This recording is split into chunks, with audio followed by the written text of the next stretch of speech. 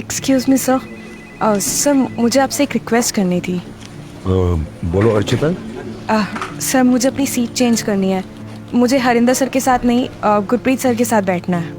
हरिंदर के साथ नहीं बैठना है? क्यों, क्या बात, कोई प्रॉब्लम? हरिंदर ने कुछ नहीं नहीं सर, ऐसी कोई प्रॉब्लम नहीं है, बस मुझे गुरप्रीत सर के साथ बैठना है। हर्षिता, गुरप्रीत के पास तो नीरज बैठते हैं ना, और हमारे पास कुछ और स्पेस है भी नहीं। सो आई वंडर। सर अगर आप नीरज सर से कहेंगे तो शायद वो सीट चेंज कर लें। You should ask this thing, ये आपको पूछना चाहिए नीरज जी से। इफ नीरज जी को कोई प्रॉब्लम नहीं है तो I don't have any problem. Neeraj sir. अरे हर्षिता, टेंशन मत लो, मैं समझ सकता हूँ, आज तुम्हारा पहला दिन है ना। आप एक काम करो, आप मेरी वाली सीट ले लो, मैं चेंज कर लूँगा। Thank you so much sir, thank you sir. Thanks for him. Sir ये फाइल।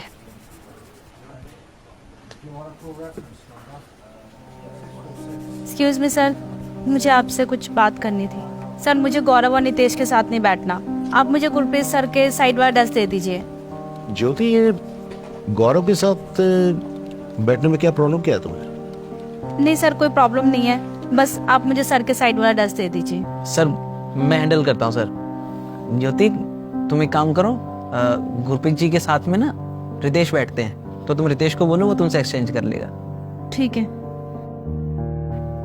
ये नीरज जी क्या हो क्या रहा है ऑफिस में? मतलब ये हरिंदर के पास नहीं बैठना चाह रही है, गौरव के पास भी नहीं बैठना चाहिए, क्या ये लड़के कुछ है? हाँ नहीं सर, ऐसी कोई बात नहीं, गौरव और हरिंदर बहुत अच्छे लड़के हैं। सर बात ऐसी है सर कि ये दोनों लड़कियां अभी आज ही ज्वाइन हुई हैं, अब ये थोड़ा सा अनकंफर्टेबल फील कर रही हैं सबके साथ। और रही बात कि गुरप्रीत सर के साथ क्यों बैठना चाहती है? सर बात सीट की नहीं, बात है किरदार की। कुछ किरदार ऐसे होते हैं जो आपके दिलो दिमाग पर छप जाते हैं, जिन्हें आप भूल कर भी भुला नहीं सकते, और ऐसा ही एक किरदार है हरि सिंह नलवा।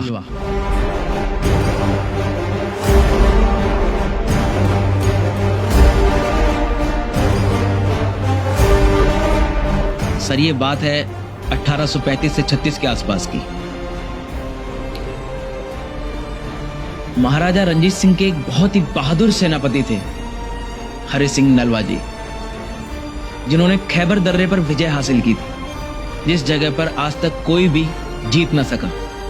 और इस जीत की गूंज दूर दूर तक गूंजने लगी, क्योंकि वो पठानों का गढ़ था और वहां जीतना बहुत मुश्किल था, लेकिन हरि सिंह नलवा जी ने यह कर दिखाया। इस जीत की गूंज इतनी दूर तक गूंजी कि एक पठानी कौम की महिला बीबी बानो उनसे इतनी प्रभावित हुई कि उन्होंने हरि सिंह नलवा जी से मिलने की इच्छा जाहिर की। उनके कौम के लोगों ने उन्हें खूब मना किया, लेकिन सबके मना करने के बावजूद वो एक रात नलवा जी के कक्ष में जा पहुंची और उनके सामने जाकर खड़ी हो गई।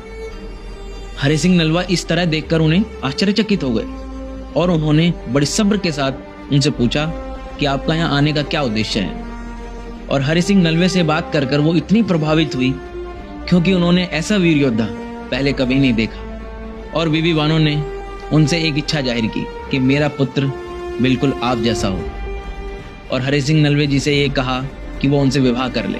तब हरि सिंह नलवा जी ने समझाया कि वो तो पहले से ही शादीशुदा है और ये सब संभव नहीं, लेकिन बीबी बानो ने बहुत जिद की। तब हरि सिंह नलवा जी ने उन्हें डांट कर वहां से जाने को कहा। बीबी बानो ने जाते जाते उनसे कहा कि उन्होंने तो सुना था कि गुरु नानक देव जी के दर से कोई खाली हाथ नहीं जाता, और आप एक सिख होकर मुझे यहाँ से खाली हाथ भेज रहे हैं। तब हरि सिंह नलवा ने बहुत सोचा और सोच विचार कर एक फैसला लिया। उन्होंने अपने सिपाही को बुलाया और एक शॉल मंगवाई, और वो शॉल सीधा बीबी बानो के सर पर उड़ा दी।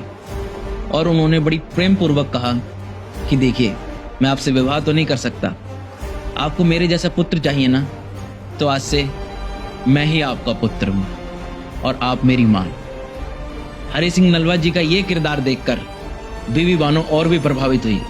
तब से उन्होंने हरि सिंह को अपना पुत्र मान लिया और बीबी बानो को एक धर्म की मां का ओहदा दिया गया। बस सर, तब से सरदारों को एक सम्मान की दृष्टि से देखा जाने लगा। इसलिए सर, जब भी कहीं कोई सरदार होता है ना, तो हर बहन बेटी बहुत ही महफूज महसूस करती हैं।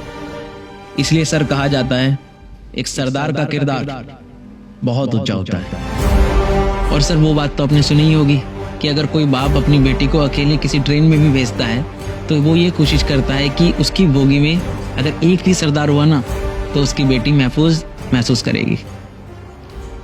बस सर, बाकी रही इन लड़कियों की बात, तो सर हमारे एम्प्लॉयज़ में कोई कमी नहीं है। हरिंदर हमारे यहाँ कितने टाइम से काम कर रहा है सर, और गौरव भी, ये बहुत ही अच्छे लड़के हैं।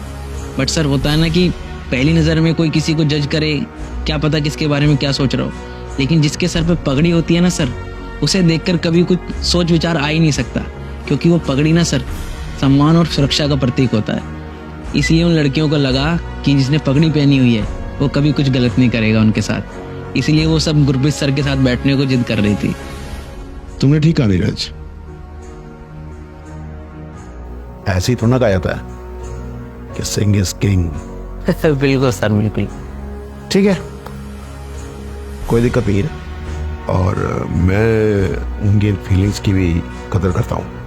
और वैसे भी मैं तो खुद ही चाहता हूँ कि हमारे हर एम्प्लॉयज़ जो हैं वो हर हिसाब से, हर लिहाज से वो कंफर्टेबल फील करें और सिक्योर फील करें।